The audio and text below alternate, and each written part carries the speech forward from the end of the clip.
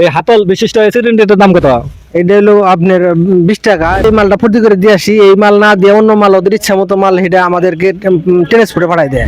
এর দাম কত? ওটার দাম 20 টাকা। আসসালামু আলাইকুম ভাই। ওয়ালাইকুম আসসালাম। কেমন আছেন আপনি? আছি আলহামদুলিল্লাহ। আপনি কোথেকে এই দোকানে আছেন? ধনবাড়ি চালাস।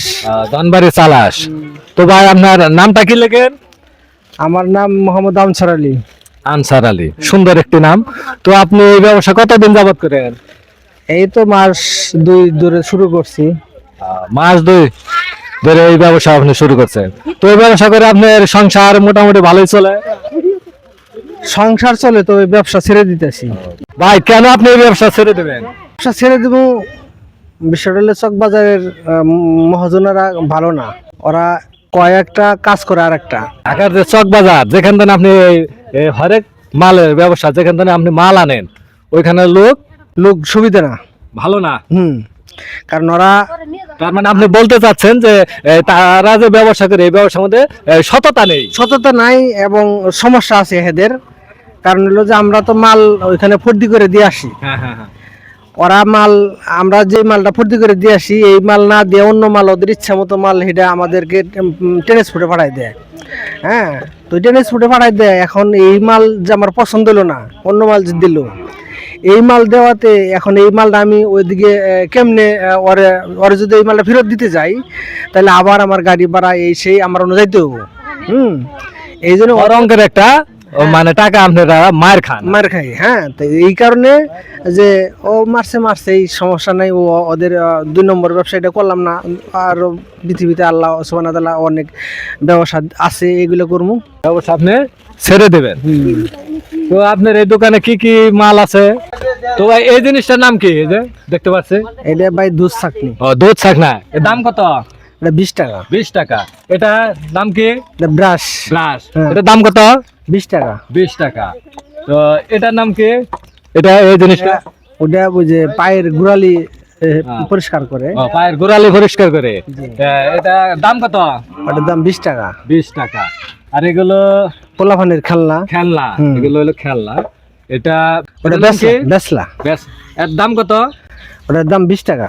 20 টাকা। এটা সংসার জীবনে প্রয়োজনীয় একটা জিনিস। এখানে দেখতে পাচ্ছি আমরা হরেক রকমের রং বেরঙের চিরুনি, সুন্দর সুন্দর চিরুনি। তো ভাই এগুলোর দাম কত?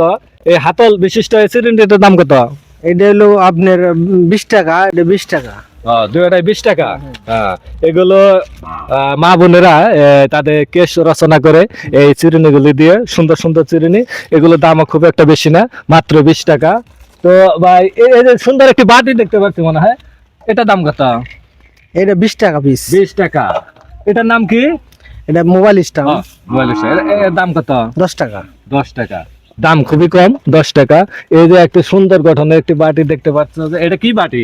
এটা এই যে পিরিসি আর কি, এর মানে ওই যে পায়েস ঠায়েস এগুলা সামাই টামাই খায়।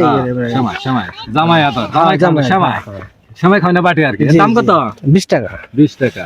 প্রত্যেকটা জিনিসেরই দামই খুবই সুলভ মূল্যে তারা বিক্রি করছে, দাম খুবই কম। এখানে দেখতে পাচ্ছি আরো সুন্দর সুন্দর এই চিরুনির নাম কি? এইটা যে মহিলা মানুষের মাথার রুকুন আনে, যাদের মাথা অত্যাধিক রুকুন, হ্যাঁ উকুন রয়েছে, উকুনের উপদ্রব থেকে রক্ষা পাওয়ার জন্য এই চিরুনিটা মা বোনেরা ব্যবহার করে থাকে। তো দেখতে পাচ্ছি এখানে আরেকটি, এগুলো মনে হয় হ্যাঙ্গার নাকি? হ্যাঁ, ওয়াল হ্যাঙ্গার। এগুলো তো প্রয়োজনীয় জিনিস, ওয়াল হ্যাঙ্গার। এগুলোর দাম কত ভাই? 20 টাকা পিস। 20 টাকা। আপনার দোকানে প্রত্যেকটা জিনিসেরই দাম খুবই কম, খুবই কম দেখতে পাচ্ছি। এখানে দেখতে পাচ্ছি আরো অনেক রকমের জিনিস আছে, বহু ধরনের চামিচ আছে, বাটি আছে, গ্লাস আছে, সাংসারিক প্রয়োজনে আর বহু জিনিস আছে। তো আমার জানার বাইরে আর কি কি জিনিস আছে আপনি বলেন। আরো আছে, অনেকে আছে, ভিতরে আরো মাল আছে। এগুলো অনেক, এত বলা যায় না, প্রচুর আইটেম, 100-র মতো আইটেম আছে। হ্যাঁ, এই আইটেম মানে যখন যে যেটা চায়, যার যেটা প্রয়োজন ওইটা বললেই মনে হয় আর কি। তো আমাদের আনসার ভাইয়ের হরেক মালের ব্যবসাতে এখানে 100-র ঊর্ধ্বে তার দোকানে ভাল আছে।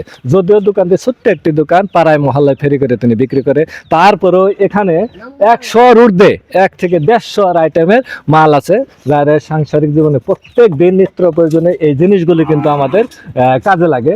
তো ভাইরা, আপনারা আমার এই বড় ভাইকে তার কাছ থেকে সুলভ মূল্যে জিনিস ক্রয় করে আপনারা আপনাদের প্রয়োজন মেটাবেন, এবং কি সেও যেন সাংসারিক দিক দিয়ে তার ব্যবসার দিক দিয়ে সফলতা অর্জন করে।